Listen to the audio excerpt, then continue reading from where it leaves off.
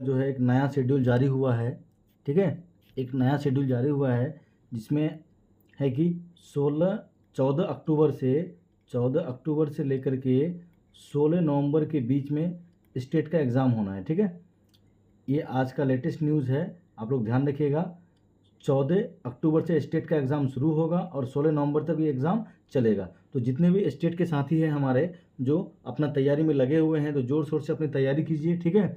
और जो previous year question है, अभी जो है आपके पास कम टाइम है, तो प्रीवियस ईयर जो भी क्वेश्चन है ना उसको बनाने का प्रयास कीजिएगा, ठीक है। जो भी PYQ है, प्रीवियस ईयर क्वेश्चन मैथ का है, साइंस का है, उसको बनाने का आप लोग खूब प्रैक्टिस कीजिए। तो ये सब जो है ना, मैथ, साइंस, सोशल साइंस, ये सभी जो प्रश्न हैं, और उसके बाद जो होता है आपका CDP से रिलेटेड जितने भी प्रश्न हैं, सभी प्रश्नों को हमारे चैनल में आप लोग देख सकते हैं। इसमें सिर्फ PYQ कराए जाएंगे आपको, क्योंकि टाइम कम है, इसलिए PYQ प्रश्नों को ज़्यादा से ज़्यादा फोकस कीजिए आप लोग कि प्रीवियस ईयर क्वेश्चंस जो है क्या क्या पूछे गए थे, पिछला जो स्टेट का एग्ज़ाम हुआ था, उन सभी को ज़्यादा आप लोग डील कीजिए, हल कीजिए, ठीक है।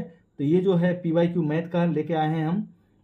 इसमें जो है 9/6/2024 मतलब 9 तारीख 6ठा महीना और 2024 को जो स्टेट का परीक्षा हुआ था उसका मैथ का क्वेश्चन लेकर के आए हैं आप लोगों के सामने में आज।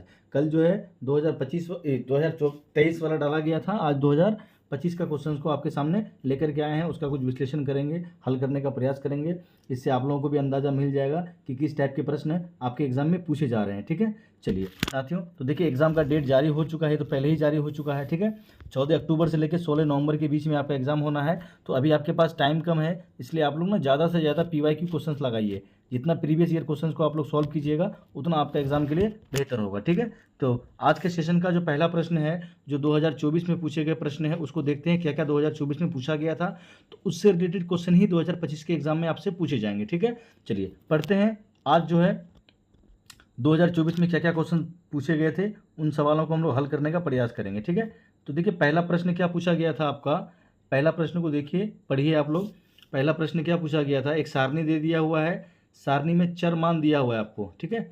चर मान दिया है, 3 कितना बार आया हुआ है, 3 एक बार आया हुआ है। 4 कितना बार आया हुआ है, 2 बार आया हुआ है। 6 कितना बार आया हुआ है, 3 बार आया हुआ है। 7 कितना बार आया हुआ है और 2 बार आया हुआ है। आपको निकालने के लिए क्या बोल रहा है, माध्यक निकालने बोल रहा है। तो देखिए इसका मतलब ये हुआ कि माध्य, माध्यक और बहुलक से आपको एक दो क्वेश्चन मिलेंगे, ठीक है। माध्य, माध्यक और बहुलक वाला चैप्टर आपको पढ़ना है। तो देखिए माध्य निकालना है हमको, क्या निकालना है, माध्यक निकालना है, माध्यिका निकालना है, ठीक है। मीडियन पता करना है हमको। तो मीडियन पता करने के लिए सबसे आसान तरीका क्या होता है, जो चरमान हमको दिया हुआ है उसको या तो बढ़ते क्रम में लिखें या घटते क्रम में लिखें, ठीक है। या तो बढ़ते क्रम में लिख सकते हैं या घटते क्रम में लिख सकते हैं। उसके बाद जो बीच का मान होगा वही हमारा क्या हो जाएगा, माध्यक हो जाएगा। तो देखिए यहाँ पे क्या क्या दिया हुआ है हमको, 3 जो है 1 बार दिया हुआ है, 4 जो है 2 बार दिया हुआ है, लिख देंगे 2 बार इसको। 6 जो है 3 बार दिया हुआ है, 6 को 3 बार लिख देंगे। अच्छा उसके बाद 7 जो है कितना बार दिया हुआ है, 2 बार दिया हुआ है। 7 कितना बार है, 2 बार है। उसके बाद हम लोग गिनती कर लेंगे कि यहाँ पे जो है टोटल पद कितना है, 1 पद है, 2 पद है, 3 4 5 6 7 8 पद है। मतलब n का मतलब यहाँ देख लीजिए, ये n मतलब होता है पद, और पद जो है देखिए, पद अगर सम में रहे, पद देखिए सम में, सम संख्या में हो, कितना पद है यहाँ पे 8 पद है। कितना पद है, 8 पद है। अगर सम संख्या में पद रहे ना, तो आपको ध्यान रखना होगा कि बीच का कोई 2 मान होगा, कोई भी 2 ठो बीच का मान हो सकता है। देखिए 6 टोटल टोटल कितना पद दिया हुआ है, 8 पद है। 8 पद में 2 मान आपको लेना पड़ेगा, क्योंकि सम संख्या है। पद अगर सम में रहे ना तो 2 संख्या लेना पड़ता है बीच का, अगर पद अगर विषम में रहे तो 1 संख्या लेना पड़ता है, ठीक है, ध्यान रखिएगा। तो यहाँ पे पद कितना है, 8 है, जो सम है। इसका मतलब हुआ कि 2 संख्याओं को आपको लेना पड़ेगा। तो देखिए 8 में 2 संख्या को आपको लेना पड़ेगा, इसका मतलब कितना संख्या बचा, 8 में 2 संख्या अगर लीजिएगा तो बचा आपके पास कितना संख्या, 6 संख्या, मतलब 6 चरमान बचा हुआ है। तो 6 चरमान में से ना आधा, मतलब आधा कितना होता है, 3, 3 इधर से ख़त्म कर दीजिए और 3 जो है लास्ट से ख़त्म कर दीजिए आप। तो बाकी जो बचा बीच में ना उसका फिर माध्य निकाल दीजिए, जो माध्य होगा वही हमारा क्या हो जाएगा, माध्यक होगा। तो इसका माध्य निकालने के लिए हम लोग क्या करेंगे, 6 + 6 और बटा में क्या कर देंगे, 2 कर देंगे। तो देखिए कितना आ जाएगा, 12 बटा में कितना आ जाएगा, 2 काटेंगे इसको तो कितना आ जाएगा भाई, 6 आ जाएगा। इसका माध्यक क्या हो गया, 6। किस ऑप्शन में है, ऑप्शन 4 में है। तो देखिए इससे आपको इस बात का अंदाज़ा हो गया होगा कि किस टाइप के प्रश्न आपके एग्जाम में पूछे जाएंगे, ठीक है। माध्यक से, बहुलक से, माध्य से, इन सभी से प्रश्न आपके बनेंगे एग्जाम में। चलिए आज 50 क्वेश्चन को हम लोग हल करेंगे, बाकी के 50 प्रश्न जो है फिर अगले वीडियो में हल करेंगे, ठीक है। चलिए अगला प्रश्न को देखते हैं साथियों। अगला प्रश्न क्या है, अगला देखिए माध्य वाला ही पूछ दिया है। स्टेट का देखते हैं, एक खूबी कहिए या खामी ही कहिए इसको। अगर वो माध्यक वाला पकड़ लिया चैप्टर ना, तो उससे ही 5-7 सवाल पूछ देता है। अगर उसमें अगर आपको द्विघात बहुपद वाला पूछ लिया है तो बहुपद से ही 8-10 प्रश्न लगातार कंटिन्यू पूछ देता है ये, ठीक है।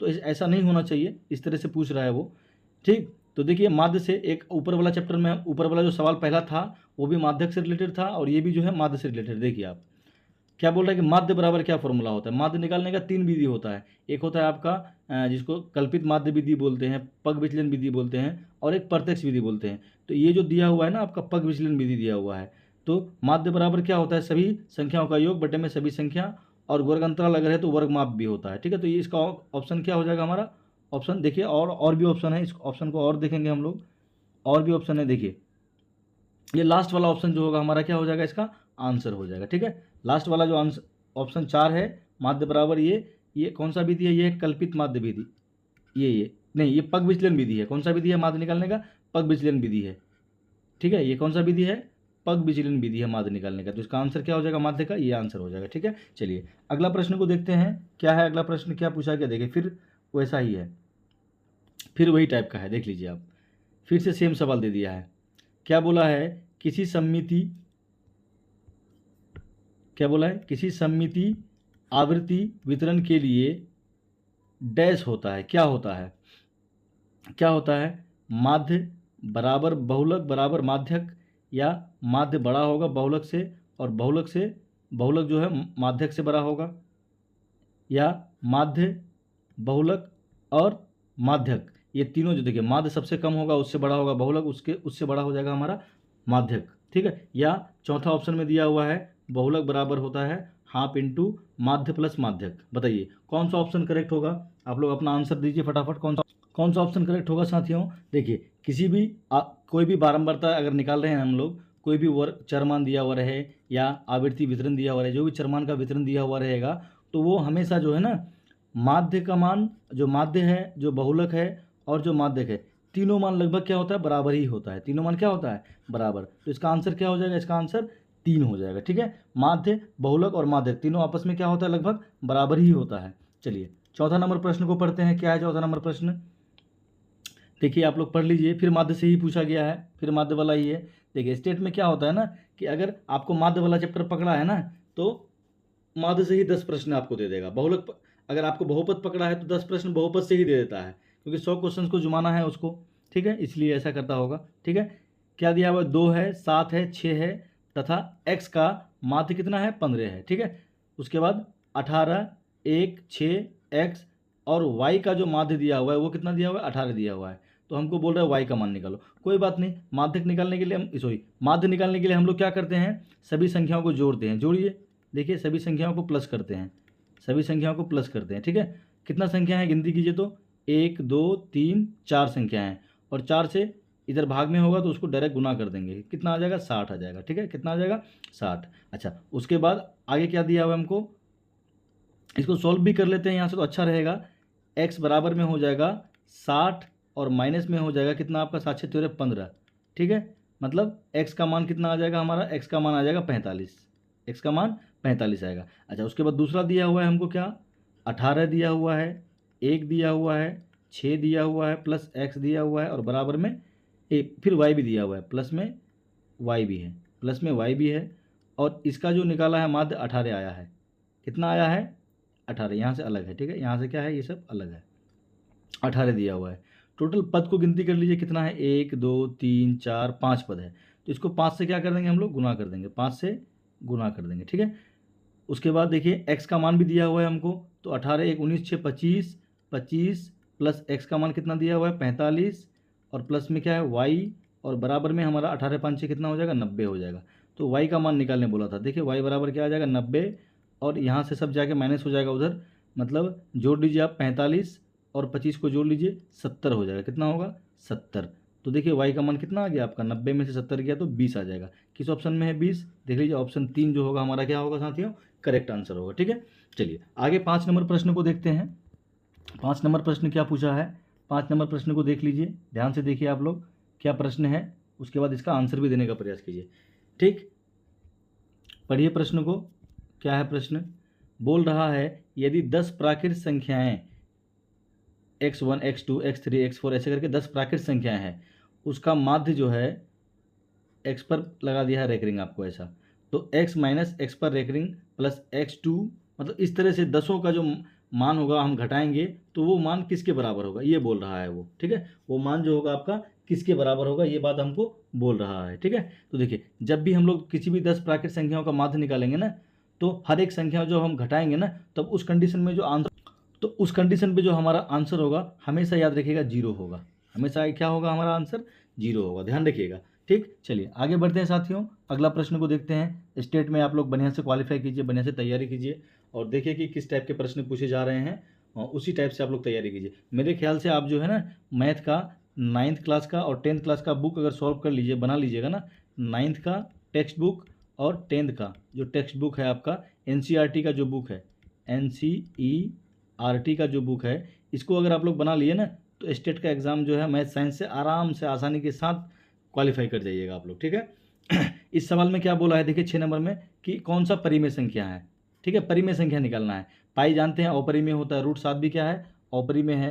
अच्छा, उसके बाद नीचे भी देखिए दिया हुआ है, देखिए यहाँ पे जो है ये, यहाँ पे देखिए क्या है, ये भी क्या है, रूट से बाहर नहीं आएगा, ये भी क्या है अपरिमेय है। देखिए यहाँ रूट से बाहर आ जाएगा ना, 4 और कितना आ जाएगा 5, तो ये हमारा परिमेय संख्या है।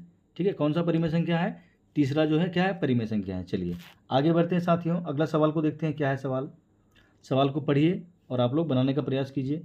देखिए आसान आसान ही क्वेश्चन पूछे जाते हैं मैथ का। ठीक है, संख्या दिया हुआ है और पॉइंट के बाद दिया हुआ है क्या आपको, 2 4 6 3 6 3 6 3 6 3, रेकरिंग वाला है, मतलब बार बार एक ही अंक दोहरा रहा है। तो ये दशमलव का प्रसार जो है अशांत आवर्ती है। अगर अशांत आवर्ती है तो इसका मतलब ये कैसा संख्या होगा, परिमेय संख्या होगा। 9th 10th का बुक को एक बार आप खत्म कर दीजिए, 9th का और 10th का बुक मैथ का जो भी बना लिए होंगे ना, तो वो जो स्टेट का है जो है मैथ साइंस वाला एग्जाम, मैथ वाला खास करके मैथ का जो होगा ना 100 क्वेश्चन, तो 100 में 90 95 नंबर तो वो आराम से लेके आ जाएगा। ठीक है, चलिए आगे आगे बढ़ते हैं अगला सवाल को। फिर ये दे दिया है, फिर देखिए एक ही टॉपिक को पकड़ता है, उससे ही 5-7 प्रश्न दाग देता है।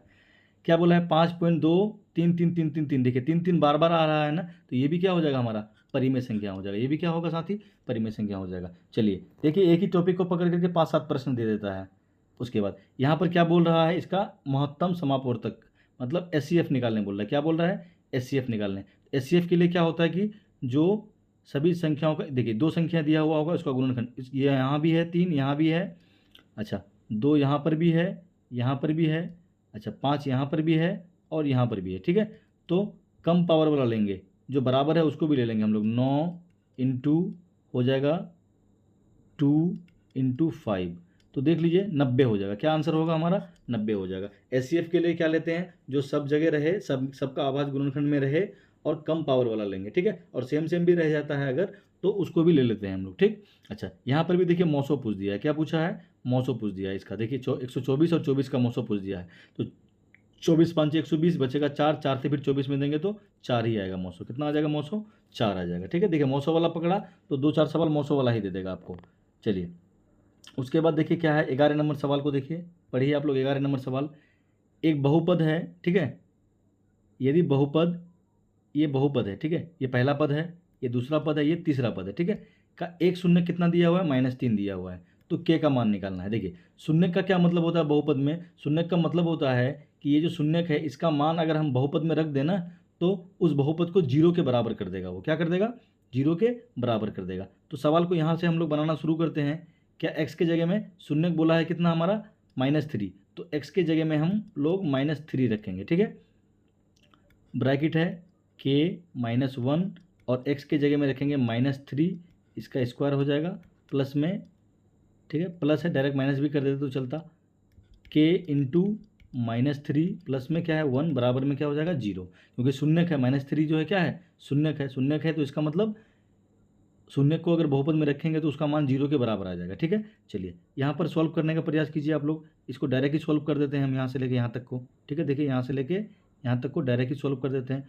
तो क्या हो जाएगा, 9k माइनस में हो जाएगा 9, उसके बाद माइनस में हो जाएगा आपका 3k, प्लस में हो जाएगा 1, बराबर में 0। अब उसके बाद फिर देखिए क्या हो जाएगा, -8 और k वाला जो हो जाएगा प्लस में 6k हो जाएगा, बराबर में क्या है 0। तो 6k बराबर 8 हो जाएगा। अब इसको जब काटिएगा तो k बराबर कितना आ जाएगा आपका 8/3 हो जाएगा, 8/6 होगा। इसको जब काटेंगे हम लोग तो आ जाएगा 4 और बट्टा में 3, मतलब 4/3 किस ऑप्शन में है, देखिए दूसरा ऑप्शन में हमारा 4/3 दिया हुआ है। तो दूसरा ऑप्शन क्या हो जाएगा साथियों, करेक्ट हो जाएगा।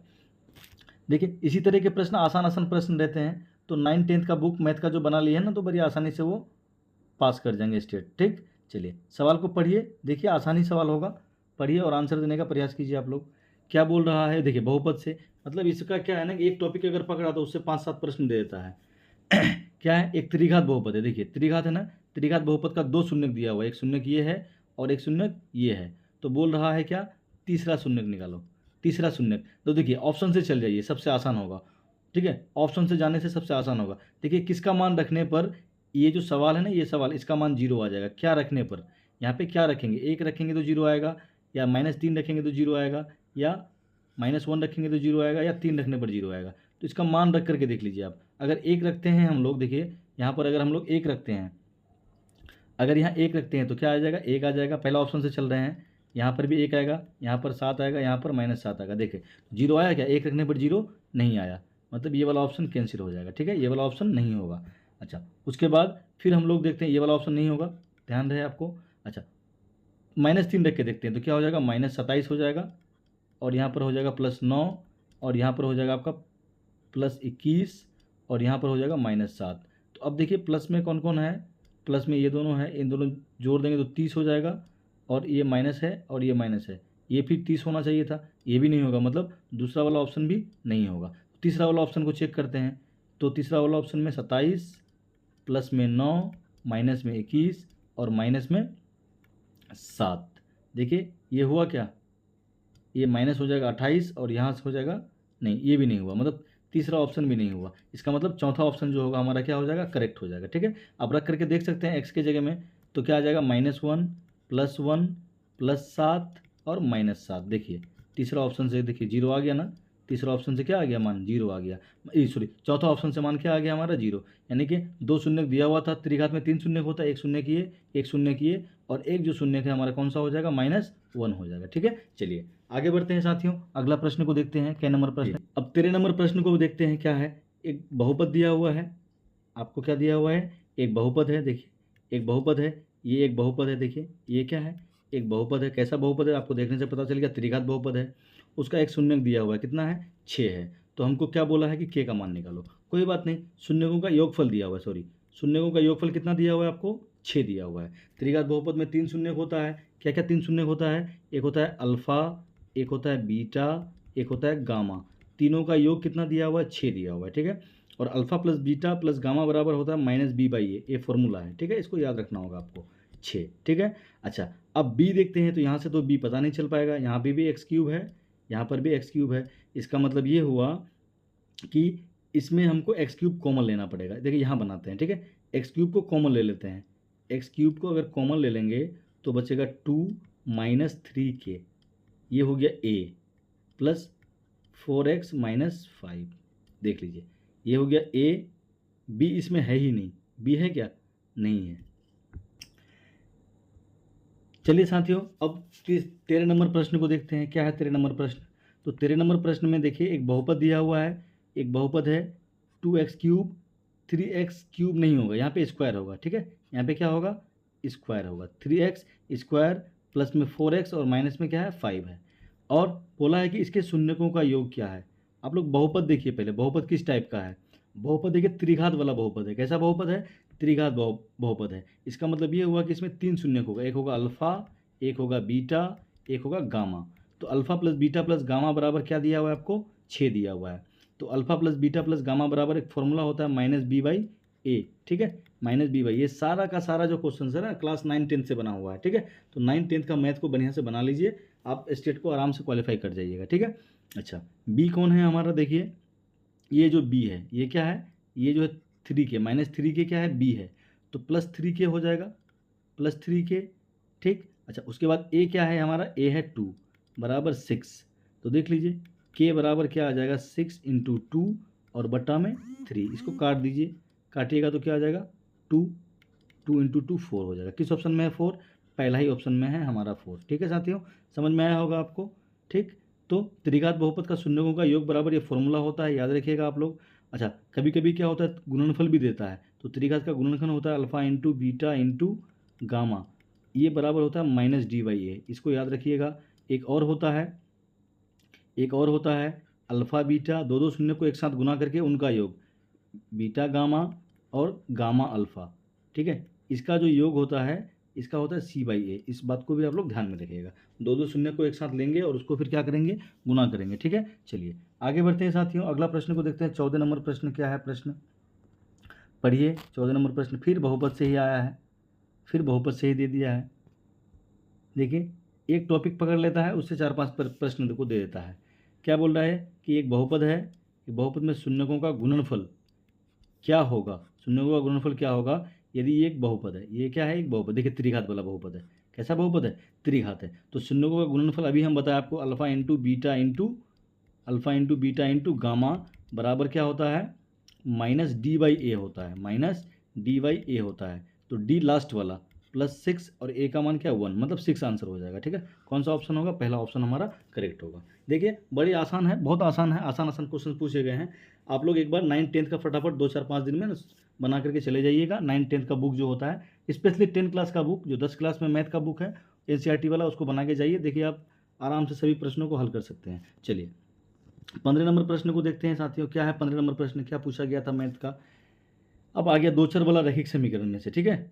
समीकरण निकाय, एक समीकरण ये है, एक समीकरण ये है, ठीक है। इसका अनगिनत हल है, कितना हल है, अनगिनत हल है। तो इस पिछला वीडियो में हम बताए थे आप लोगों को, अनगिनत हल होने के लिए क्या होता है, a1/a2 बराबर में b1/b2 और c1/c2, तीनों मान आपस में क्या होना चाहिए, बराबर होना चाहिए। तो देखिए समीकरण में जो पहला है ना, ये हमारा a1 है, ये क्या है a1 है, ये हमारा a1 है, यहाँ लिख देते हैं a1, ये है b1 और ये है हमारा c1, ठीक है।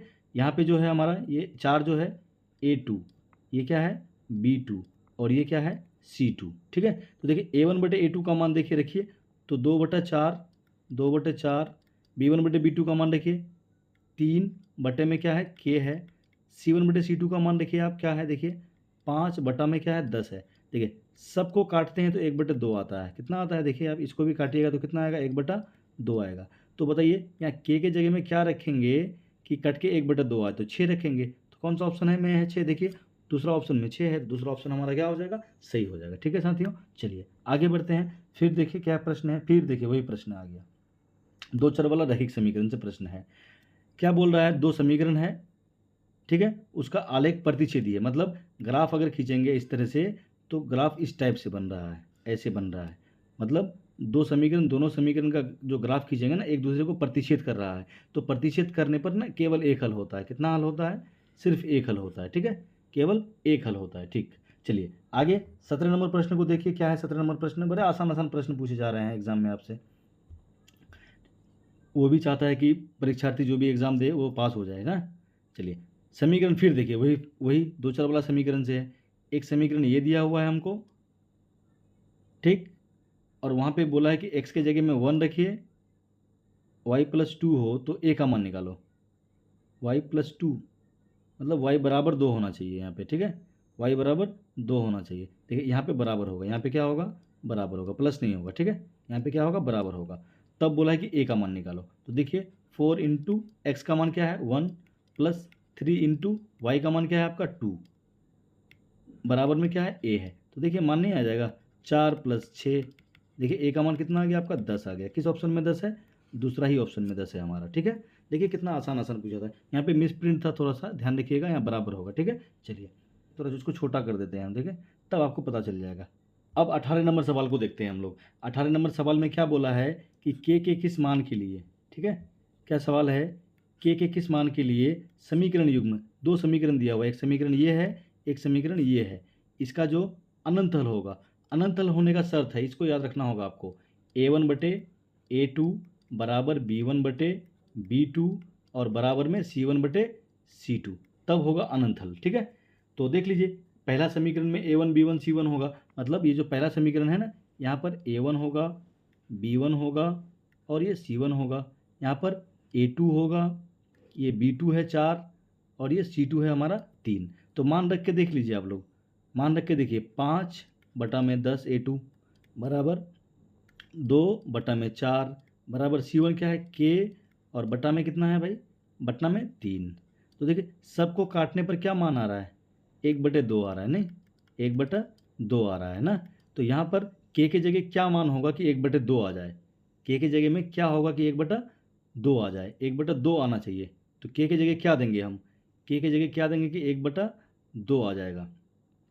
सोचिए ऑप्शन से भी जा सकते हैं, ऑप्शन से भी हम लोग जा सकते हैं, k की जगह में क्या देना होगा, 1/2 आए, मतलब नीचे 2 आए ना, मतलब अगर देखिए k की जगह में अगर हम लोग 3/2 रखेंगे तो 1/2 आ जाएगा ना, इसको काट देने से क्या बचेगा, 1/2 ही बचेगा। ठीक है, तो क्या होगा आंसर हमारा 3/2। 3/2 किस ऑप्शन में, तीसरा ऑप्शन में, देख लीजिए आप लोग 3/2 आंसर होगा। चलिए 18 के बाद 19 नंबर प्रश्न को पढ़ते, ये भी 2 चर वाला में ही बनेगा। ठीक है, क्या बोल रहा है कि एक भिन्न के अंश एक भिन्न है, एक भिन्न में अंश और हर का योग कितना है, 8 है। ठीक है, यदि अंश और हर दोनों में 3 जोड़ देते हैं, 3 क्या कर रहे हैं, जोड़ रहे हैं, तो भिन्न इतना बन जाता है। तो वो भिन्न क्या होगा, आसान है। देखिए मान लेते हैं अंश को x है, हर को क्या मान लेते हैं हम लोग, y मान लेते हैं। ठीक है, ये एक भिन्न है, ठीक है, ये एक मूल भिन्न है। अच्छा ये हमारा कैसा भिन्न है भाई, ये हमारा मूल भिन्न है। ठीक है, मूल भिन्न है ये, ठीक, मूल भिन्न बराबर कितना है, ये है। अब बोल रहा है कि अंश तथा हर का योग, अंश और हर का योग कितना है, 8 है। ये एक समीकरण हमको मिला हुआ है। ठीक है, फिर से क्या बोल रहा है, सवाल को देखिए क्या बोल रहा है कि अंश और हर दोनों में 3 जोड़ दें, मतलब इसमें भी 3 जोड़ देते हैं और हर में भी 3 जोड़ देते हैं। ठीक, तो वो भिन्न जो है ना 3/4 बन जाती है, क्या बन जाती है, 3/4। अच्छा इसको सॉल्व करते हैं हम लोग। ठीक है, तो क्रॉस मल्टीप्लाई कर देंगे, ये उससे गुना हो जाएगा और ये 4 जो है ऊपर उससे गुना हो जाएगा। तो ऐसा होगा, देखिए कैसा हो जाएगा, 4x प्लस में 3 बराबर में 3y प्लस में 9, एक तरफ कर लीजिए तो आ जाएगा क्या हमारा, 4x माइनस में 3y बराबर में 6, ये दूसरा समीकरण हो गया।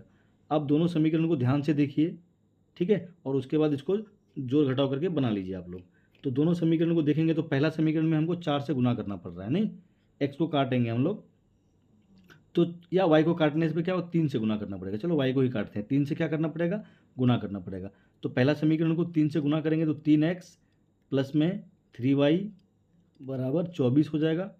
अच्छा दूसरा समीकरण में कुछ भी नहीं करेंगे, क्या है, माइनस में 3y बराबर में 6, देखिए ये कट गया, यहाँ हो गया 7x और यहाँ देखिए इसको जोड़ लीजिए तो कितना आ जाएगा आपका, जोड़िए तो 24×6 तो x बराबर कितना हो गया आपका, x बराबर हो गया 30/7, x बराबर कितना हो गया, 30/7 हो गया। ठीक है, तो हमको किसका मान, तो वो भिन्न निकालना है ना, ये x का मान हुआ है। ठीक है, अब इस x का मान को हम लोग पहला समीकरण में रख देते हैं। तो पहला समीकरण हमारा क्या है, देख लीजिए आप लोग, पहला समीकरण है x प्लस वाई बराबर 8, तो y बराबर क्या हो जाएगा हमारा 8 माइनस 30/7 होगा।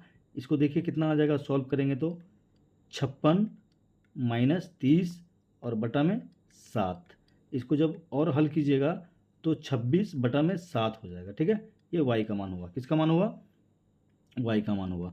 अब हमको मूल भिन्न मांगा है, तो मूल भिन्न देखिए यहाँ, मूल भिन्न x का मान क्या है, 30/7 और y का मान क्या है, y का मान है 26 और बटा में 7, तो 7 से 7 क्या होगा, कैंसिल हो जाएगा और 30 और 26 को काटेंगे तो 15/13 आंसर हो जाएगा। कितना हो जाएगा, 15/13।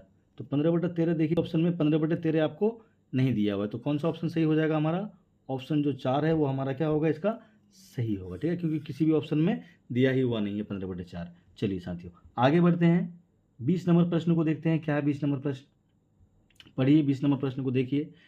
ये बहुपद है इससे भाग देने पर शेषफल क्या आएगा, ठीक है, भाग देने पर क्या बोल रहा है, शेषफल। तो देखिए क्या कीजिए ना, इसका ये जो बहुपद है इसका शून्यक निकाल लीजिए, सबसे आसान, जिससे भाग देना होगा उसका शून्यक निकाल लीजिए, आ जाएगा 1। अब इस सवाल में 1 रखिए, ठीक है, 1 रखेंगे तो 1 - 2 + 1, देखिए क्या हो जाएगा, इसको 0 आ जाएगा, शेषफल क्या आ जाएगा, देखिए 0। किस ऑप्शन में है, ऑप्शन 3 में है। चलिए आगे बढ़ते हैं, कि आपको मान रखना होगा, को 0 डिग्री का मान क्या हो जाएगा 1, उसके बाद √3/2, उसके बाद 1/√2, उसके बाद क्या हो जाएगा मान आपका 1/2, उसके बाद क्या हो जाएगा मान 0, ठीक है। तो क्या दो पद को गिनिए, 1 2 3 4 5 पद है, 5 पद है, मतलब 2 इधर से खत्म कर दीजिए, दो पद इधर से खत्म कर दीजिए, 2 पद इधर से खत्म कर दीजिए, ठीक है, इधर से। तो बीच वाला जो बचा 1/√2, यही हमारा क्या हो जाएगा, माध्यक हो जाएगा। तो कौन सा ऑप्शन है, तीसरा ऑप्शन में है, ठीक है। चलिए उसके बाद 22 नंबर सवाल यहीं पे सॉल्व कर लेते हैं। क्या दिया हुआ है, 4 sin² थीटा - 4 sin थीटा + 1 बराबर क्या होगा, ठीक है। तो हमको थीटा का मान मांगा है कि थीटा जो है कितना डिग्री का होगा, ठीक है ना। आसान, इसको सॉल्व कर लेंगे, सॉल्व करने के बाद जो आएगा ना मान, आ जाएगा हमारा sin 30 के बराबर आ जाएगा। किसके बराबर हो जाएगा, 30 के। तो हमको बोला है कि थीटा क्या होगा, तो थीटा जो होगा हमारा 30 डिग्री का होगा। क्या डिग्री का होगा, थीटा हमारा कितना डिग्री का होगा साथियों, 30 डिग्री का होगा। चलिए 22 के बाद 23 नंबर प्रश्न को देखते हैं। क्या है 23 नंबर प्रश्न, 23 नंबर प्रश्न को देखिए आप और इसको हल करने का प्रयास कीजिए। फिर से माध्यक माध्यिका वाला आ गया। देखिए माध्य और माध्यिका का अनुपात दिया हुआ है ये, ठीक है। तो माध्यिका और बहुलक का अनुपात मांग रहा है, ठीक है। आसानी सवाल है। एक फॉर्मूला आप लोग को याद रखना होगा। क्या होता है फॉर्मूला, देखिए एक फॉर्मूला होता है बहुलक बराबर होता है फॉर्मूला 3 माध्यक और माइनस में होता है 2 माध्य। माइनस में क्या होता है, 2 माध्य होता है, ठीक है। बहुलक हमको नहीं पता है, बहुलक हमको पता नहीं है। माध्यक हमको पता है। माध्यक कितना है देख लीजिए आप, माध्यक है आपका, माध्यक है 8। देखिए माध्यक, ये माध्य पहले वाला, दूसरा वाला माध्यक है 8। तो 8 कितना हो जाएगा 24 - 9 दूना 18, तो कितना आ जाएगा 6 आ जाएगा। कितना आ जाएगा 6 आ जाएगा, ठीक है। तो माध्यिका और बहुलक का मांगा है ना, माध्यिका और बहुलक, तो 8:6। इसको जब काटिएगा तो देख लीजिए कितना आंसर आ जाएगा। देख लीजिए इसको काट दीजिए, काटने पर क्या आ जाएगा, ये 4 आ जाएगा और ये कितना आ जाएगा 3 आ जाएगा, मतलब 4:3। किस ऑप्शन में है, ऑप्शन दूसरा जो होगा करेक्ट होगा, ठीक है। बड़ा आसान क्वेश्चन आया पूछता है स्टेट में, ठीक है। आप लोग आसानी से बना पास हो जाइएगा, ठीक है। लेकिन एक बार क्या कीजिए ना, वीडियो को सरसरी तौर पर देख लीजिए। चलिए 24 नंबर प्रश्न को देखते हैं। क्या है 24, 11 7 x y 8 9 का माध्य 10 है। माध्य कितना है 10 है। तो तब हमको x + y का मान बताना है कि कितना होगा। कोई बात नहीं है, माध्य निकालने के लिए सबको प्लस करते हैं। क्या करते हैं, सबको प्लस करते हैं। चलिए प्लस कीजिए, सबको प्लस करते हैं। प्लस में 9 और बराबर में कितना आ गया 10 है। अब पदों को गिनती करते हैं, 1 2 3 4 5 6, मतलब 10 × 6 कितना हो जाएगा 60 हो जाएगा। 60 हो जाएगा। 60 में देखिए ये जो है 9 और 8 17 हो गया, 17 और 18 कितना हो जाएगा, 17 और 18 35 हो जाएगा। कितना हो जाएगा 35 हो जाएगा। इधर क्या बचा हुआ है, सिर्फ मेरा x + y बचा हुआ है। देखिए तो x + y बराबर कितना आ जाएगा, घटाइएगा तो 25 आ जाएगा। किस ऑप्शन में है देख लीजिए, दूसरा ऑप्शन जो होगा क्या होगा भाई, करेक्ट होगा, ठीक। चलिए आगे बढ़ते हैं, अगला प्रश्न को देखते हैं हम लोग। क्या है 25 नंबर प्रश्न। 25 नंबर प्रश्न को पढ़िए। क्या बोल रहा है 25 नंबर प्रश्न, प्रथम n प्राकृतिक संख्याओं का माध्य क्या होगा। प्रथम n प्राकृतिक संख्याओं का माध्य क्या होगा, नहीं ऐसा नहीं है। सवाल है प्रथम n प्राकृतिक संख्याओं का माध्य 20 है। प्राकृतिक संख्याओं का माध्य कितना है 20 है, तब n का मान क्या होगा, ये सवाल, ठीक है।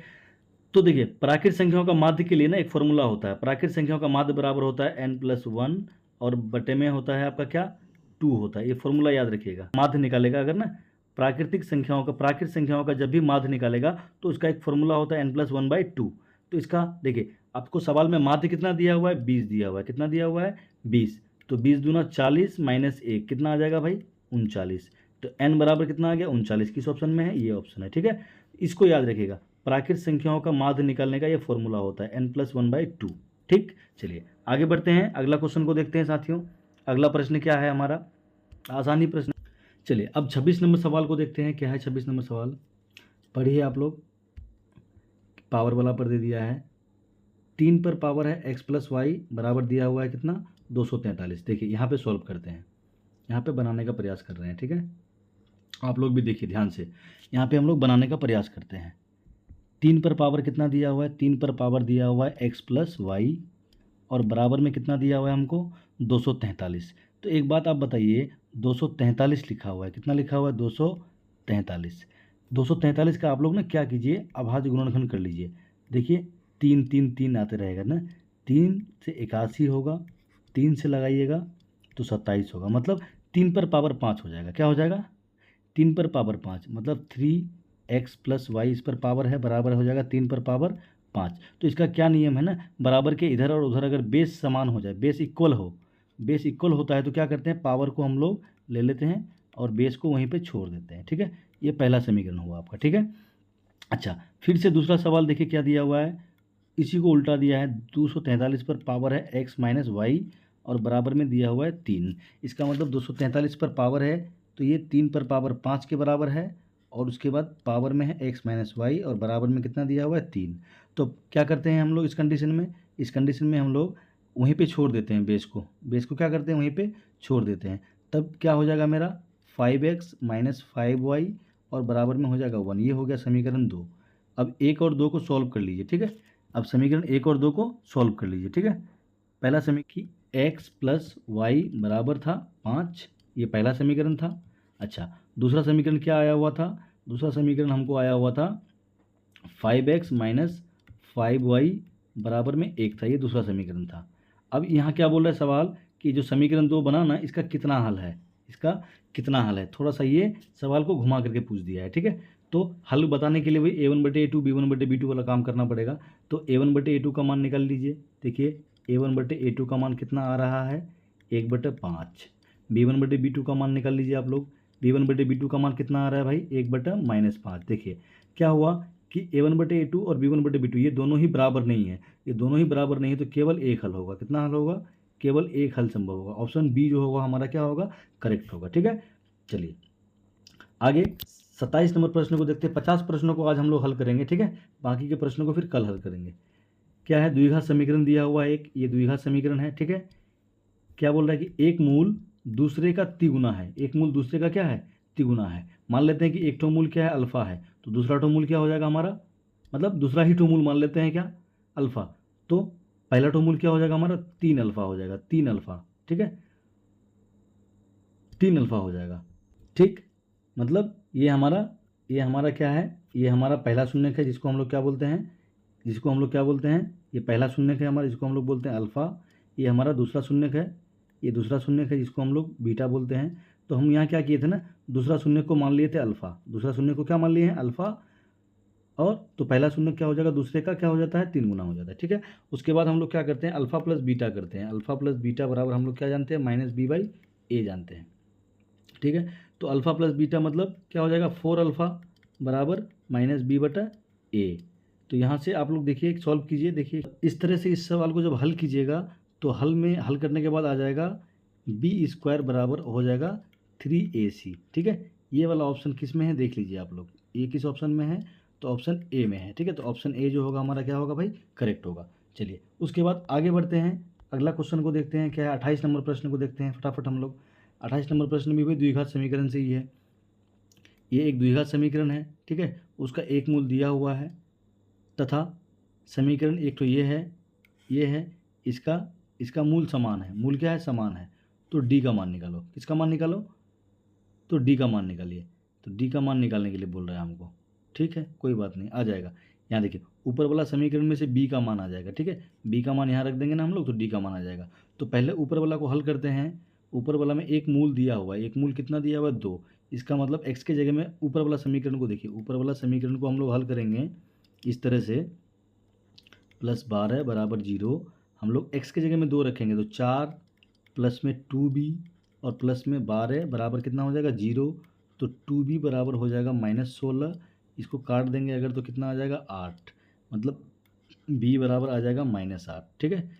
अच्छा अब दूसरा समीकरण को देखिए, दूसरा समीकरण क्या है, x² प्लस में है क्या bx प्लस d बराबर 0। अच्छा b का मान देखिए क्या आया है -8, तो यहाँ पे रख देंगे b की जगह -8। देखिए ये b है ना, ये b इसकी जगह में -8, ठीक। प्लस में डी बराबर में क्या है 0। अब इसका बोलता है क्या, डी निकालो। क्या निकालो, डी का मान निकालने बोल रहा है। क्या निकालने बोल रहा है, डी का। तो डी का मान निकालने, डी का मतलब होगी यहाँ पे ना कैपिटल डी लिखता तो ज़्यादा अच्छा होता। डी का मान निकालना है तो डी बराबर मूल समान है, यहाँ बोल दिया क्या, मूल समान है। इसका मतलब डी बराबर क्या है 0। और डी जो निकलने का फॉर्मूला होता है क्या होता है, विवेचक निकलने का formula B square minus 4ac और बराबर में क्या हो जाएगा 0। बी स्क्वायर क्या है, बी है 8। देखिए यहाँ बी का मान क्या है 8 है। यहाँ पर भी देखिए बी का मान क्या आया है 8 आया है। तो 64 माइनस 4, ए का मान 1 और सी का मान यहाँ पे हमको डी दिया हुआ है। तो देखिए इसको सॉल्व कर लीजिए। तो सॉल्व कीजिएगा तो क्या हो जाएगा, सॉल्व कीजिएगा तो यहाँ हो जाएगा 64 और बराबर में हो जाएगा 4d। इसको जब काटिएगा ना तो 16 चौक 64, 16 आ जाएगा। डी का मान कितना आ जाएगा भाई 16। किस ऑप्शन में है, ऑप्शन 3 में है। ठीक है 16। चलिए आगे बढ़ते हैं, अगला क्वेश्चन को देखते हैं हम लोग। क्या है अगला प्रश्न हमारा, जो अगला प्रश्न है उसको पढ़िए आप लोग और बनाने का प्रयास कीजिए। क्या है प्रश्न, 29 नंबर प्रश्न। 29 नंबर प्रश्न को देखिए क्या पूछा गया था। 29 नंबर प्रश्न को देख लीजिए क्या है, बोल रहा है एक्स एक्स को किस समीकरण द्वारा निरूपित किया जा सकता है। एक्स एक्स को किस समीकरण के द्वारा, तो देखिए एक्स एक्स में क्या होता है ना, इसको बोलते हैं एक्स एक्स, इसको क्या बोलते हैं एक्स एक्स और इसको क्या बोलते हैं वाई एक्स। तो एक्स एक्स को किसके द्वारा निरूपित किया जा सकता है, तो एक्स एक्स को अगर दिखाना है ना तो एक्स अक्ष में, ये जो एक्स अक्ष है हमारा ये इसमें किसका मान 0 होता है, इस एक्स अक्ष में वाई का मान क्या होगा 0 होगा। तो कौन सा ऑप्शन होगा हमारा, वाई का मान 0। देखिए किस ऑप्शन में है, जो दूसरा ऑप्शन है ना, जो दूसरा ऑप्शन है हमारा ये वाई बराबर 0, दूसरा ऑप्शन हमारा क्या हो जाएगा करेक्ट होगा। ठीक है चलिए उसके बाद 30 नंबर प्रश्न को देखते हैं। 30 नंबर प्रश्न क्या है, 30 नंबर फिर देखो वही द्विघात समीकरण वाला से ही आ गया है। इसको बनाए क्या एक बार हम लोग, हाँ इसको तो बनाए, 30 नंबर को तो बनाए, सेम ही प्रश्न डबल आ गया है। ठीक है सेम ही प्रश्न है, सेम ही प्रश्न जो पीछे वाला प्रश्न था ना, जो है ये जो प्रश्न है 28 नंबर जो प्रश्न है, सेम वही प्रश्न जो है यहाँ पर आया है, सिर्फ अंकों का मान थोड़ा सा शायद अलग है। ठीक है बाकी सेम ही प्रश्न है। चलिए 31 सवाल को देखते हैं। 31 नंबर शेयर वाला है, फटाफट इसका हम लोग आंसर मारते हुए निकलेंगे। ठीक है चलिए 31 नंबर सवाल को देखिए क्या है। 31 नंबर सवाल, 31 नंबर सवाल को देखिए आराम से और आप लोग हल कीजिए, बनाने का प्रयास कीजिए। इसका जो है फटाफट हम लोग आंसर लेके चलेंगे। ठीक है तो 31 का जो आंसर हो जाएगा क्या हो जाएगा, देख लीजिए आप लोग। 31 नंबर का आंसर कितना हो जाएगा, 31 का आंसर हो जाएगा आपका पहला ऑप्शन। कौन सा ऑप्शन हो जाएगा, पहला। कितना परसेंट, कितना रुपया हो जाएगा, कितना शेयर खरीदा है 375 शेयर हो जाएगा। ठीक है चलिए 32 नंबर आंसर को देखते हैं। 120 रुपये के 60%, देखिए 120 रुपये के 6% है, 60 ने 6% स्टॉक से प्रतिशत वार्षिक आय कितनी होगी। ठीक है तो 32 नंबर का आंसर देखिए आप लोग क्या होगा, बनाइए, बनाने का प्रयास कीजिए आप लोग।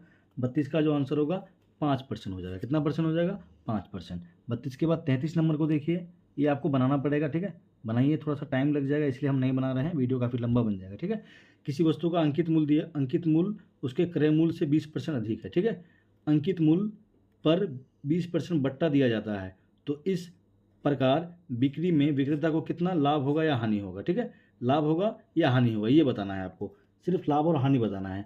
तो कौन सा ऑप्शन हो जाएगा, दूसरा ऑप्शन हो जाएगा। क्या हो जाएगा, इसको हानि हो जाएगा। ठीक है चलिए 33 के बाद 34 नंबर सवाल को देखते हैं क्या है। 34 नंबर प्रश्न थोड़ा सा बड़ा लग रहा है प्रश्न को पढ़िए फटाफट से। 400 रुपये अंकित मूल्य है, कितना रुपया है, ठीक है 400 रुपये अंकित मूल्य है। एक खिलौने गाड़ी को 8% के 2 क्रमिक बट्टे पर बेच दिया गया है। ठीक है यदि दुकानदार 16% का लाभ केवल एक ही बट्टा की घोषणा करे तो उसे होने वाली हानि होगी। कितना हानि होगा दुकानदार को, ठीक है तो दुकानदार को जो है ना 2.56 रुपये का हानि होगा। इसको बनाइएगा, सॉल्व कीजिएगा तो आपका आंसर आ जाएगा 2.56 रुपया। ठीक है चलिए उसके बाद हम लोग 35 नंबर क्वेश्चन को बनाते हैं। चक्रवृद्धि ब्याज वाला प्रश्न है, आसान ही प्रश्न है, बना सकते हैं इसको। चक्रवृद्धि ब्याज जमा की गई राशि इतना रुपया है। ठीक है मतलब मूलधन आपको पता है 5 साल के लिए दोगुना हो जाता है, 5 साल में क्या हो जा रहा है दुगुना हो जा रहा है। तो मिश्रधन हो जाएगा कितना आपका 12 में 24,000, तो 20 वर्ष बाद पुनः ये हो जाएगी, फिर मिश्रधन हो जाएगी लास्ट में 20 साल के बाद, फिर मिश्रधन ही पूछ रहा है। ठीक है तो इसको भी आप लोग बना लीजिए बढ़िया से, इसको भी आप लोग बढ़िया से बना लीजिएगा। तो 1,92,000 आ जाएगा। कितना आ जाएगा 1,92,000। पहले ए बराबर P × 1 + R/100 वाला फॉर्मूला लगाइएगा। ठीक है आ जाएगा, उसमें से CI बराबर फॉर्मूला लगाइए, उसमें से इंटरेस्ट आ जाएगा आपका कंपाउंड इंटरेस्ट। उसके बाद जो है फिर उसको प्लस कर देना है 20 साल के बाद। ठीक चलिए आगे अगला क्वेश्चन को देखते हैं 35 के बाद 36 नंबर प्रश्न क्या है। 36, एक व्यक्ति ने, पढ़िए प्रश्न को, हम फटाफट अब आंसर देके जाएंगे। एक व्यक्ति ने कुछ राशि उधार ली तथा उसे इतना रुपये प्रतिवर्ष की 2 समान किस्तों में लौटा दिया। ठीक है, यदि चक्रवृद्धि ब्याज की दर 5% हो तो उधार की राशि कितनी है। बोल रहा है उधार की राशि कितनी है। ठीक है, इसको बनाइए, बनाने के बाद सॉल्व करेंगे। सॉल्व करने के बाद जो आंसर आएगा हमारा, वो आंसर क्या हो जाएगा, प्रत्येक जो किस्त बनेगा ना उसका, ये हो जाएगा 16,400 रुपया हो जाएगा। कितना हो जाएगा, 16,400। 36 के बाद 37 नंबर प्रश्न को देखिए। देखिए, शेयर वाला से पूछा है, बट्टा वाला से पूछा है। आप लोग दिमाग लगाइए किस किस से क्वेश्चन पूछा जाएगा। ठीक, क्या बोल रहा है कि एक मेज 450 रुपये नगद अथवा 210 रुपये तुरंत भुगतान तथा उसके पश्चात 125 रुपये 2 मासिक किस्तों में उपलब्ध है। किस्त योजना के लिए ब्याज की दर क्या होगी। ब्याज की दर मांग रहा है, क्या ब्याज की दर क्या होगी। तो इसको सॉल्व कीजिएगा, आ जाएगा 33.8%। 33.8% हो जाएगा। ठीक है, चलिए 38 नंबर क्वेश्चन को देखते हैं साथियों। क्या है 38 नंबर प्रश्न। एक कुकिंग चूल्हा, सवाल को पढ़िए। एक कुकिंग चूल्हा 520 रुपये के तुरंत भुगतान, देखिए शेयर वाला से भी पूछ रहा है, किस्त वाला से भी पूछ रहा है। 520 रुपये की प्रति माह पर 4 किस्त बांधता है। कितना किस्त, 4 किस्त बांध रहा है। यदि ब्याज की दर 25% वार्षिक हो तो चूल्हे का नगद मूल्य क्या है। नगद मूल्य निकालने के लिए बोल रहा है आपको। ठीक है, किस्त वाला भी आप लोग रिवीजन कर लीजिएगा, किस्त वाला सवाल को भी बनाइएगा। ठीक है, वीडियो लंबा हो रहा है इसलिए हम साइड में नहीं बना रहे हैं। चलिए 38 नंबर का क्या आंसर होगा, आप लोग बताइए फटाफट से। 38 नंबर का जो आंसर होगा आप लोग फटाफट कमेंट करके बताइए क्या ऑप्शन होगा 38 नंबर का, फटाफट से। देखिए साथियों, जो 38 का आंसर होगा ना, चूल्हे का नगद मूल्य क्या होगा, तो नगद मूल्य आप लोग बताइए कि क्या होगा, 2540 रुपया हो जाएगा। कितना हो जाएगा, 2540 रुपया। चलिए 39 नंबर प्रश्न को देखते हैं। यहीं पे 39 नंबर, एक्स अक्ष पर क्या बोल रहा है कि एक्स अक्ष पर स्थित किसी बिंदु का निर्देशांक क्या होगा। तो एक्स अक्ष पर जो होगा वाई का मान 0 होगा। किसका मान 0 होगा, वाई का मान 0 होगा, मतलब ये वाला ऑप्शन करेक्ट होगा हमारा। ठीक है, चलिए आगे 39 के बाद क्या होगा, 40 नंबर प्रश्न को देखिए। फिर निर्देशांक ज्यामिति से पूछ लिया है आपसे। क्या है, एक्स एक्स पर स्थित किसी बिंदु का निर्देशांक क्या होगा। फिर वही सवाल है, एक्स एक्स पर किसी का भी निर्देशांक यही होगा। ठीक है, 39 डबल आ गया था शायद। चलिए 40 नंबर सवाल को पढ़िए। क्या है 40 नंबर, ये जो बिंदु है, ये जो बिंदु है -4 + 3 किस पाद में है, किस चतुर्थांश में स्थित है। ठीक है, तो देखिए ये एक्स एक्स, ये वाई एक्स, यहाँ पर सब मान होता है प्लस प्लस, यहाँ पर होता है माइनस प्लस, और यहाँ पर जो होता है माइनस माइनस, और यहाँ पर जो होता है प्लस माइनस। तो देख लीजिए किस में, ये प्रथम चतुर्थांश है, ये द्वितीय चतुर्थांश होता है, और ये तृतीय चतुर्थांश होता है, और लास्ट वाला जो है ये चतुर्थ चतुर्थांश होता है। तो किस में है, दूसरा में है। किस में है, ये दूसरा में है। ठीक है, तो 40 का आंसर क्या हो जाएगा, 2 हो जाएगा। 41 का देखिए क्या है, y का वह मान ज्ञात कीजिए, y का वह मान ज्ञात कीजिए जिसके लिए बिंदु इतना के बीच की दूरी कितना है, 10 मात्रक है। मतलब ये p और q के बीच की दूरी कितना है, 10 मात्रक है। तो देखिए 10 मात्रक है, इसका मतलब क्या हो जाएगा, 10 √(x1 - x2)। तो x1 - x2 का होल स्क्वायर, ये छोटा छोटा था, इसको बना देते हैं आपको। उसके बाद 3 - y का स्क्वायर, इसको सॉल्व कीजिए तो ये रूट इधर आ जाएगा, तो क्या हो जाएगा 100 बराबर में 64 प्लस इसका स्क्वायर क्या हो जाएगा 9 प्लस में y स्क्वायर, और क्या हो जाएगा माइनस में हो जाएगा 6y। ठीक, तो इधर देखिए 64 और ये 73 हो गया, 73 से ये आ जाएगा 27 बराबर में आपका y स्क्वायर माइनस 6y। इसको सॉल्व कीजिएगा आप लोग तो आ जाएगा y स्क्वायर माइनस में 6y, उसके बाद माइनस में 27 बराबर में 0। तो इसको सॉल्व कीजिए आप लोग तो क्या हो जाएगा, सॉल्व करने के बाद हो जाएगा 9y प्लस में 3y माइनस में 27 बराबर में 0। तो देख लीजिए क्या हो जाएगा, y कॉमन ले लेंगे तो y -9, और यहाँ पे 3 कॉमन ले लेंगे तो y -9 बराबर में 0। तो y बराबर आ जाएगा -3, और एक बार y बराबर आ जाएगा आपका +9। ठीक है, y बराबर -3 और y बराबर +9 हो जाएगा। ठीक है, देख लीजिए कौन सा ऑप्शन है, -3 + 9, ऑप्शन 4 जो होगा हमारा क्या हो जाएगा, करेक्ट आंसर होगा। ठीक है, चलिए आगे बढ़ते हैं साथियों, दूरी सूत्र से था ये। 42 नंबर सवाल को देखते हैं। देखिए 42 नंबर सवाल को पढ़िए आप लोग। क्या बोल रहा है, रेखा पर स्थित 3 क्रमिक बिंदुएं, एक बिंदु ए है, एक बी है, एक सी है, संरेखी है, तो होने की शर्त इनमें से क्या है। देखिए संरेखी का क्या मतलब होता है ना, एक बिंदु, 2 बिंदु, 3 बिंदु, तीनों बिंदु एक ही रेखा पर होना चाहिए, तब उसको कहते हैं संरेखी। ठीक है, तीनों बिंदु जब एक ही रेखा पर होगा तो वो होगा संरेखी। ये बी है और ये क्या है, सी है। इसका मतलब ये हुआ ना, A B plus B C जो होगा ए सी के बराबर होगा। मतलब ए बी, देखिए A B plus B C जो होगा वो ए सी के क्या होगा, बराबर होगा। देखिए ए प्लस बी सी जो होगा ये पहला ही ऑप्शन में है हमारा, तो पहला ऑप्शन हमारा क्या हो जाएगा, करेक्ट हो जाएगा। A B plus B C जो होगा ए सी के क्या होगा, बराबर होगा। चलिए 42 के बाद 43 नंबर प्रश्न को देखते हैं। क्या है, समद्विबाहु त्रिभुज बना रहा है। नहीं, एक बिंदु ये है, एक बिंदु ये है और एक बिंदु क्या है, ये है। और ये बोल रहा है कि समबाहु त्रिभुज बना रहा है। समबाहु त्रिभुज, कैसा त्रिभुज बना रहा है, समबाहु त्रिभुज। तो समबाहु त्रिभुज में आप जानते हैं ना, तीनों भुजा क्या होता है, आपस में बराबर होता है। तीनों भुजा आपस में क्या होता है, बराबर। ये दिया हुआ है 0,0, ठीक है। अच्छा, उसके बाद यहाँ पे दिया हुआ है 3,√3। अच्छा, यहाँ पे दिया हुआ है हमको 3p 3,p। ठीक, तो देखिए तीनों बार ये निकाल लीजिए, दूरी सूत्र से ये निकाल लीजिए, ये निकाल लीजिए, उसमें से p का मान निकल के आ जाएगा। ठीक है, p का मान आपको अपने आप आराम से निकल के आ जाएगा। ठीक है, चलिए दूरी सूत्र लगाइएगा ना, तो p का मान अपने आप लोग निकाल सकते हैं आराम से, बड़ी आसानी से निकल जाएगा। तो p का मान जो आप लोग सॉल्व कीजिएगा, तो सॉल्व करने के बाद आ जाएगा 3√3 - 3। तो ये जो चौथा ऑप्शन होगा ये हमारा करेक्ट हो जाएगा। ठीक है, ये चौथा ऑप्शन हमारा करेक्ट हो जाएगा। चलिए 43 के बाद 44 नंबर सवाल को देखते हैं। क्या है 44 नंबर सवाल, पढ़िए 44 नंबर सवाल को। वह अनुपात ज्ञात कीजिए। ठीक है, वह अनुपात ज्ञात करें जिसमें बिंदु, एक बिंदु ये है, रेखाखंड इतना और इतना को मिलाने वाला को अंतः प्रतिच्छेद करता है। मतलब देखिए एक रेखाखंड है ये इस तरह से। ठीक है, उसमें पहला जो बिंदु है 2, -2 है, और दूसरा बिंदु है हमारा -12 और 1 है। इसको किस अनुपात में विभाजित कर रहा है ये बिंदु, एक बिंदु है यहाँ पे, एक बिंदु है -8 और 3 है। ठीक है, तो विभाजन बिंदु वाला से पूछा है। चलिए मान लेते हैं x बराबर निकालते हैं हम लोग।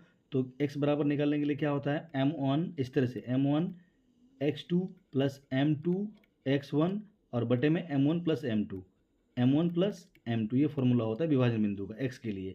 x का मान क्या है, -8 है, तो हो जाएगा -m1 -m2 और बराबर में x2 का मान देखिए तो क्या है, x2 का मान है 12, तो -12m1 हो जाएगा।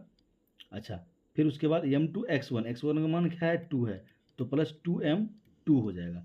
इसको सॉल्व कीजिएगा, m1 को एक तरफ कीजिए, m2 को क्या कीजिए, एक तरफ कीजिए, तो आ जाएगा यहाँ पे 4m1 और इधर क्या है 2 है ना, तो 10m2 हो जाएगा। और अनुपात में क्या होना चाहिए, m1 बटे में m2, तो देखिए 10/4 कितना आ जाएगा भाई, 5:2 आ जाएगा। 5:2 किस ऑप्शन में है, देखिए 4 ऑप्शन में, चौथा ऑप्शन हमारा क्या होगा, करेक्ट होगा। ठीक है, चलिए 45 नंबर सवाल को देखते हैं, बस 5 प्रश्न और है।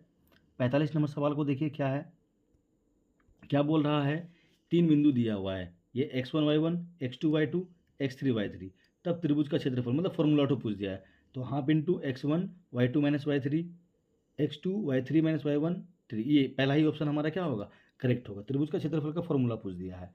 अच्छा, उसके बाद 46 नंबर सवाल को देखिए, क्या है 46 नंबर सवाल, निर्देशांक ज्यामिति से है। फिर एक बिंदु ये, एक बिंदु ये है, 3 बिंदु है, तो त्रिभुज का क्षेत्रफल निकालने बोल रहा है। तो वही वाला फॉर्मूला लगाइएगा, ऊपर में जो फॉर्मूला था उस फॉर्मूला को लगाइएगा, त्रिभुज का क्षेत्रफल आपका निकल करके आ जाएगा। ठीक है, कितना आ जाएगा त्रिभुज का क्षेत्रफल, 75/2 वर्ग इकाई आ जाएगा। ठीक है, 75/2 वर्ग इकाई किस ऑप्शन में है, ऑप्शन 3 में है। ठीक है, चलिए 46 के बाद 47 नंबर प्रश्न को देखिए। 47 नंबर प्रश्न को पढ़िए आप लोग, क्या बोल रहा है 47 नंबर प्रश्न, यदि 1,4 किसी त्रिभुज का केंद्रक है, ठीक है, उसके किन्हीं 2 शीर्षों के निर्देशांक दिया हुआ है, देखिए ये, तो त्रिभुज का क्षेत्रफल निकालो। क्या निकालो, क्षेत्रफल। तो वही सवाल है क्षेत्रफल वाला, यहाँ पे ऐसा सवाल है, केंद्रक दिया हुआ है, त्रिभुज है ये, त्रिभुज का क्या दिया हुआ है हमको, केंद्रक दिया हुआ है। ठीक है, केंद्रक, ये वाला केंद्रक यहाँ वाला दिया हुआ है। ठीक है, और हमको क्या बोल रहा है, 2 निर्देशांक दिया हुआ है, ये भी दिया हुआ है, ये भी दिया हुआ है। ठीक है, तो यहाँ वाला निर्देशांक आपका आ जाएगा। क्या फॉर्मूला होता है उसके लिए, x1 + x2 + x3 बटे में 3। ठीक है, बटे में 3 x के लिए फॉर्मूला होता है। ठीक है, अच्छा y के लिए फॉर्मूला होता है, y बराबर y1 + y2 + y3 और बटा में 3। ठीक है, x y आपको दिया हुआ है, देखिए x का मान है 1 और y का मान है 4। ठीक है, इसको सॉल्व कीजिएगा बैठा करके, तो इसका आंसर क्या आ जाएगा आपका, इसका जो आंसर सॉल्व करने के बाद आपका आ जाएगा, क्या आ जाएगा बताइए आप लोग। सॉल्व करने के बाद इसका आंसर आ जाएगा 166.5। कितना आ जाएगा भाई, 166.5 आ जाएगा। 166.5 किस ऑप्शन में है, ऑप्शन देख लीजिए किस ऑप्शन में है, चौथा ऑप्शन में है। ठीक है, चलिए आगे बढ़ते हैं, 48 नंबर क्वेश्चन को पढ़ते हैं। क्या है 48 नंबर प्रश्न हमारा, पढ़िए 48 नंबर प्रश्न को। एक बिंदु देखिए, बार बार उसी से, एक ही चैप्टर को पकड़ लिया है तो बार बार उसी से पूछ रहा है। क्यों इतना है, मिलाने वाले रेखाखंड इतना, तो निम्नलिखित में से कौन सत्य, ए और बी का मान बताना है। ठीक है, ए और बी का मान क्या होगा, 48 नंबर सवाल है। 48 का आंसर आप लोग बताइए फटाफट। 48 में जो है ए होगा। ठीक है, ए बराबर कितना आ जाएगा जी, ए बराबर 0 आ जाएगा। किस ऑप्शन में है, पहला ही ऑप्शन में हमारा। चलिए 48 के बाद 49 नंबर सवाल को देखिए आप, क्या बोल रहा है, एक ठोस की कुल कितनी बीमाएं होती है। एक ठोस है उसका कुल कितना, एक ठोस जो होता है ना उसकी कुल 3 बीमाएं होती है। कितनी बीमाएं होती है, 3 बीमाएं होती है। ठीक है, चलिए अंतिम सवाल है साथियों आज का। रेखाखंड को यूक्लिड ने क्या कहा था, रेखाखंड को यूक्लिड जो था उसने क्या कहा था, तो शांत रेखा कहा था। रेखाखंड को क्या कहा था यूक्लिड ने, शांत रेखा कहा था। ठीक है, तो आशा करते हैं साथियों इसका भी आगे भी अगर बनाना चाहे तो बना सकते हैं। ठीक है, मतलब 100 क्वेश्चन है, बाकी हम चाहते हैं कि 51 से आगे जो है ना कल कल हल करेंगे। ठीक है, तो बाकी 50 प्रश्नों को आप देख लिए होंगे और आपको इससे अंदाज़ा मिल गया होगा कि किस किस टाइप के प्रश्न पूछे जाते हैं। ठीक है, समझ गए होंगे कि कैसा प्रश्न पूछा जाता है। मेरे ख्याल से आप जो क्लास 10th का है ना, क्लास 10th का एनसीईआरटी वाला, क्लास 10th का जो एनसीईआरटी बुक होता है ना उसको बना लीजिए। मैथ वाला जो बुक होता है ना उसको बना लीजिए, एक बार बना लीजिए।